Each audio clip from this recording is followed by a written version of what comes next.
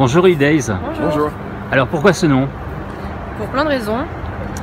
Déjà on voulait que ça commence par un H, on voulait qu'il y ait un rapport avec Hollywood, on voulait qu'il y ait un rapport avec les vacances.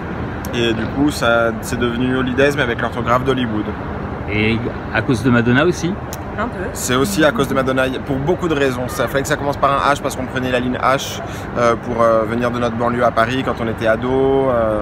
Pour toutes ces raisons-là, on est arrivé à Holidays. Et alors le tube de Madonna, ça faisait comment?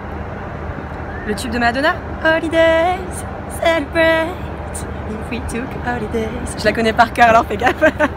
Elle danse et moi je fais les chorégraphies. Alors présentez-vous tous les deux, vous venez d'où? À la base, on vient tous les deux de Daumont, c'est une ville dans le 95, dans le Val d'Oise. En banlieue parisienne, on a grandi là-bas. Voilà. Maintenant, on habite à Paris. Ça fait combien de temps que vous faites de la musique? Ensemble, ça fait... Depuis 2012, on a commencé, ouais. Et le projet a cette forme depuis août 2014. Alors ici à Saint-Étienne, au festival Parole Musique, je crois que c'est votre première plus grosse scène. Oui, c'est ça. Si tout va bien, ça sera la plus grosse. Ouais. On espère qu'il y aura du monde ce soir, mais si j'ai bien compris, c'est prévu. Il fait beau. La scène est immense. On est très excités à l'idée de jouer. Le son est super et en plus, on ouvre avant Matt Bastard, Big Flo Oli, Chaka Ponk, donc c'est super. Alors justement, vous avez testé cette grande scène pendant les balances. Ça donne quoi? Quel sentiment vous avez eu? Bah, on était assez bien déjà parce qu'on s'entendait vachement bien, alors que c'était pas forcément dit sur une grosse scène. Sur une comme grosse ça. scène, le son, des fois, ça peut être un peu différent et en fait là, c'est super. Mais après, c'est vide, donc on essaye de s'imaginer qu'il y aura des gens mais c'était cool. Hein. Bon, parlez-moi des sujets de votre dernier album. Alors c'est un EP. C'est un EP, oui. Mais j'aime bien dire album parce que tout le monde c'est un mini-album. sait pas ce que c'est un EP. Voilà. Un EP, c'est un mini-album. Un mini-album. Il s'appelle L'odeur des joints.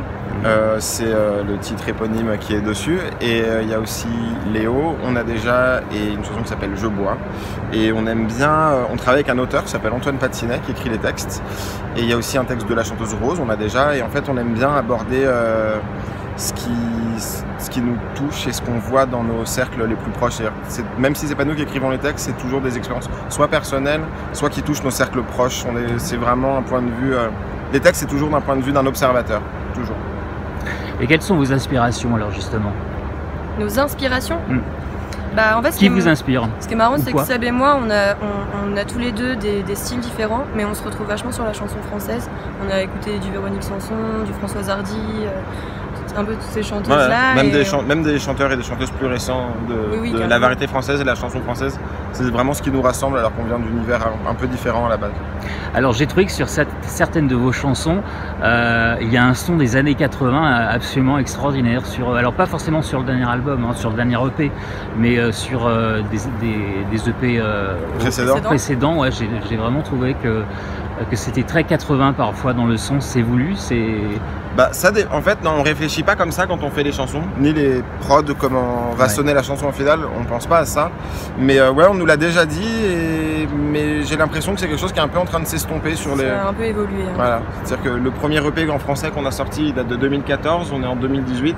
Le son a changé et j'espère que dans 4 ans, il sera encore différent. Bah, j'espère aussi. Alors, vous avez dit, on a inventé le pleurer danser. Alors, c'est pas nous qui l'avons dit. Ça serait un peu prétentieux de dire qu'on a inventé le pleurer danser. C'est notre auteur. C'est notre auteur ou c'est Damien qui a dit ça? Non, c'est notre auteur. Il a écrit une chanson qui s'appelle Pleurer danser. Et du coup, tout le monde a dit qu'on avait inventé ce terme, mais c'est pas nous qui l'avons inventé. Mais l'idée, c'est ça. C'est de pouvoir chanter des chansons quand même avec des textes profonds et même aborder des sujets graves, mais tout en restant plutôt léger quand même et en se disant c'est pas grave, en gardant une note d'espoir. Avec des mélodies pop et forcément quelques chansons un peu plus dansantes. Parce qu'il y a quand même un univers un peu sombre. Majoritairement c'est un peu sombre l'univers et surtout les thèmes abordés, du coup ça apporte une légèreté et une façon plus facile de digérer les textes et les sujets.